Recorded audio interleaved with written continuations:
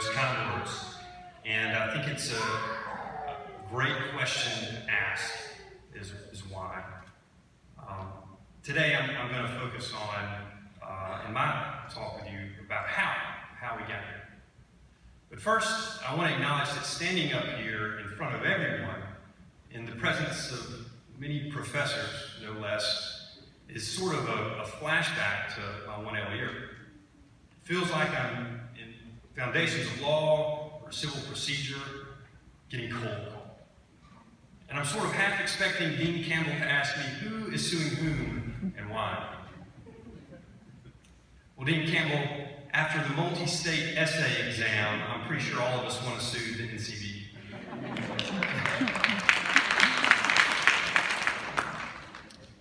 But this is a big day.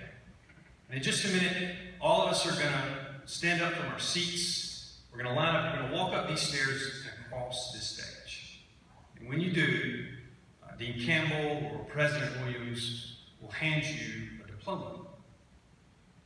Now, that diploma is paper and printed words, but it's more than that. It's a representation of the hard work that each and every one of you put in to get here. It's a culmination of the knowledge that you soaked in. Sometimes it felt like you were drinking from a water hose, probably, from the teachers behind us. So it's a big achievement, and I'm very thankful that we are recognizing it. We recognize that it's difficult in this environment with COVID-19 right now to host events like this. So from my class to the administration, to everyone in charge, thank you for doing this. But as we reflect on how we got here, when I thought about what I wanted to say to you today, I thought about three things. When we got here, by moving with purpose over these 3 years with the sole purpose of getting to this stage and getting this diploma. We got here by depending on the people around us. And we got here by having faith and following the plan that was laid before us. We moved with purpose, we depended on our people, and we followed the plan. Now take a trip back in your minds with me, if you would. Think back to the starting point of your legal education career. You may go back to the first day of class in your mind, or you may be thinking about the first day of mini prep, or even when you received your acceptance letter in the mail. But I want you to go further than that. Go back to that point in time when you knew in your heart, when you decided in your mind, you wanted to become a lawyer. You see, what's interesting is this is a common experience for all of us graduates today. Each and every one of us sitting in this room knows roughly when that happened for us. But the event is unique as well. Some of you may have decided this in middle school or high school. Some of you may have seen injustice in the world, or seen a wrong that you wanted to right, and decided that the way to do that was to become an attorney. For me, that starting point happened at the end of a very, very long day, after a particularly long week, after a very rough quarter. Most of my classmates know that in my prior life, I was a banker. And I was good at my job, but I found it a bit unfulfilling.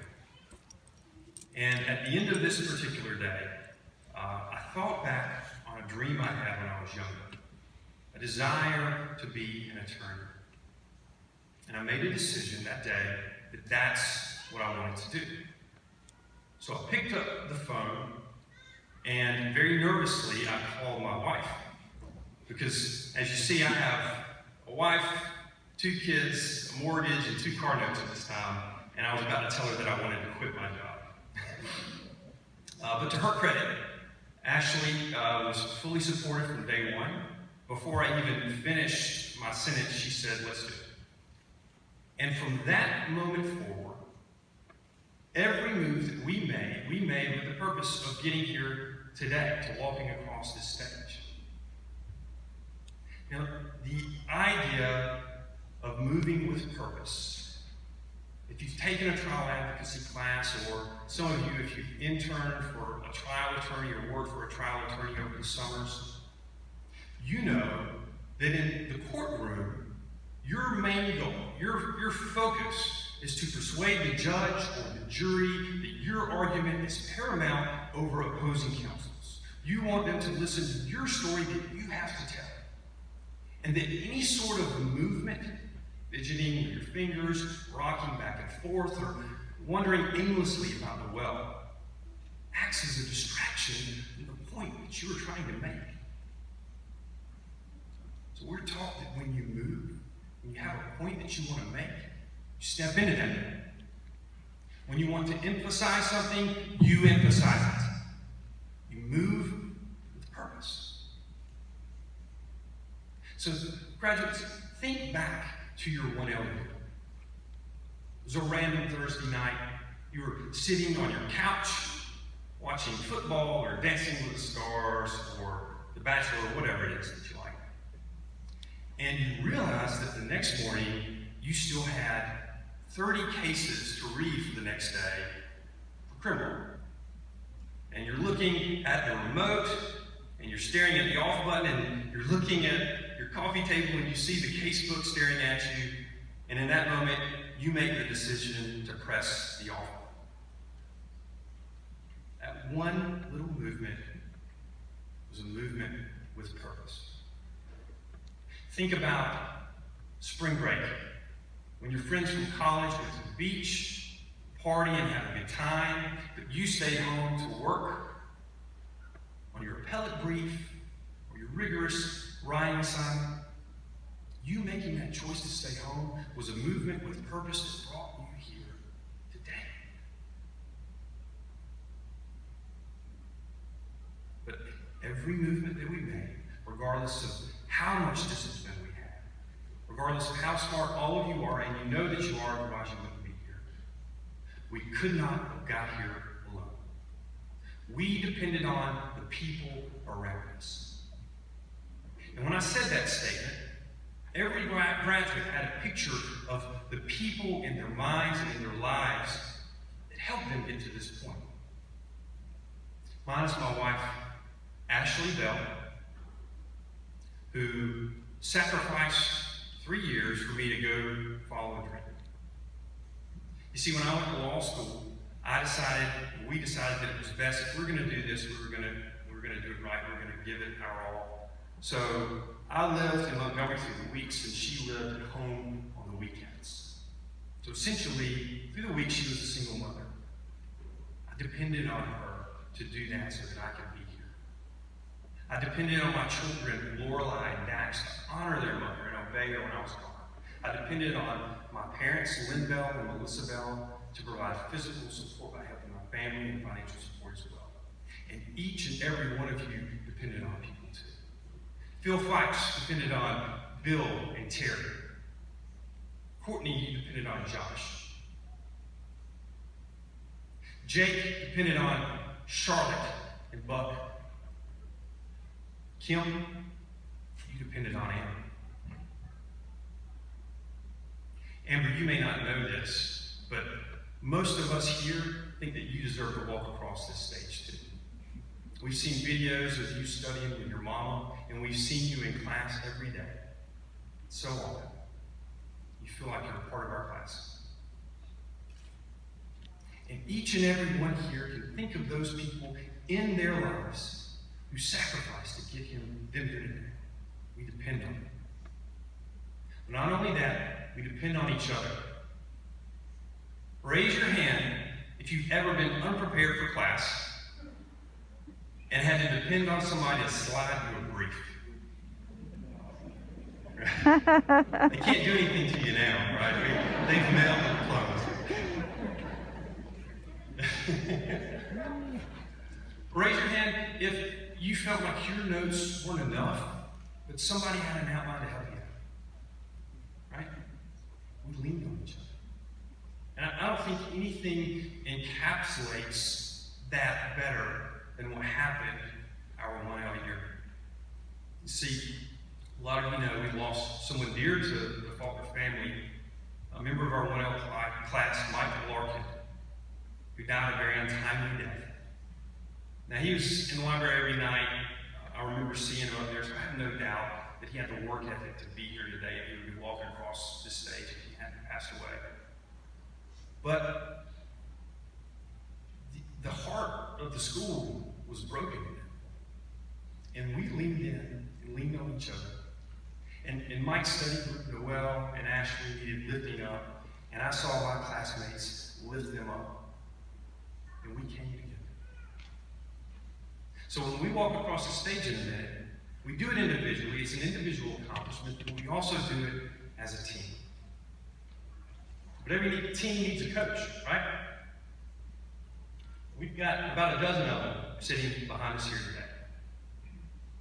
These professors invested in us over these 3 years. They sacrificed their time and energy to impart knowledge on us, and they guided us to this point. But for them, we wouldn't be here.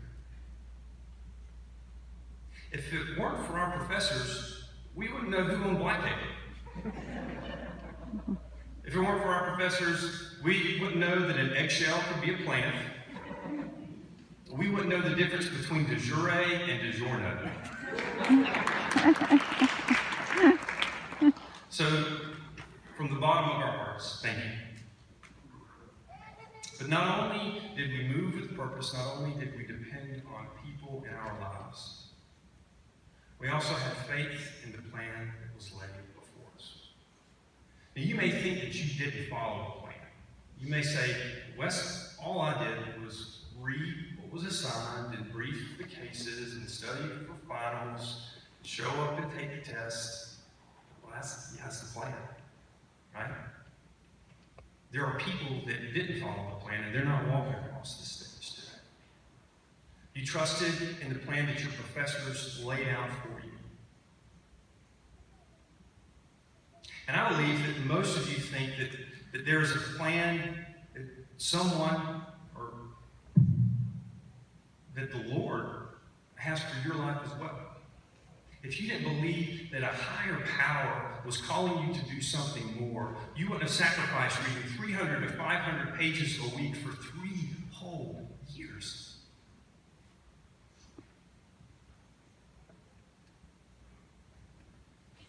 In Psalms 37:4, it says, delight in the Lord and he will give you the desires of your heart. It's a very popular verse, and I don't present it to espouse any sort of prosperity gospel or anything like that. I don't think that's what David was referring to. Rather, I think it's something similar to what my dad told me. I would tell my father that when I was deciding whether or not to go to law school, that I just want to be in God's will. I want to do God's will. I want to follow his plan for my life. And he said, son, to know God's will, you have to be in God's word. So when David says, delight in the Lord, he refers to a relationship with the Lord. Prayer and communication and time in his word. And you see, I was a banker because that was the path of least resistance. But the Lord had a plan for me. He planted a seed in my heart to become a lawyer. And though I neglected it, he cultivated it. He nurtured it. And when the time was right, he laid the plan before me, and I followed it all the way to the stage. And I suspect each and every one of you have a similar instance. As Professor Ori noted, the world today is chaotic. So when we step off this stage, it feels like we're stepping out of the shelter of academia, the shelter of our school, and those people that have lifted us up all those times, and stepping out into a hurricane of tumult. The economy is ravaged. There's a global pandemic. There's social injustice. There's political turmoil. And it may feel that you are unequipped, but don't believe that lie. When you step off the stage, pick Pick your next goal. Pray for guidance. Seek the plan. Move with purpose toward that plan. Depend on the people who are around you. And trust in the plan that God's laid before you. And if you do that, you'll be able to walk across the next stage, and the next stage, and the next one. I'm honored to be your classmate.